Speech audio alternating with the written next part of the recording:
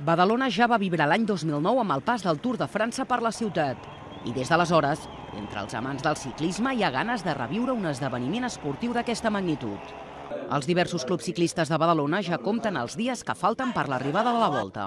Un d'ells és el Club Ciclista Bétolo, que amb 82 anys d'història és el degà de l'esport de la bicicleta a la ciutat. Home, sempre és interessant que a les voltes vinguin a les ciutats, perquè, si no, és un aparador per la gent de la ciutat que sàpiga que hi ha ciclisme i no solament hi ha altres esports, sinó el ciclisme també.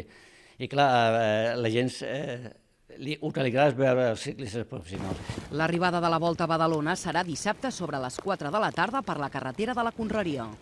Els ciclistes rodaran per diversos barris per acabar davant del Palau Olímpic.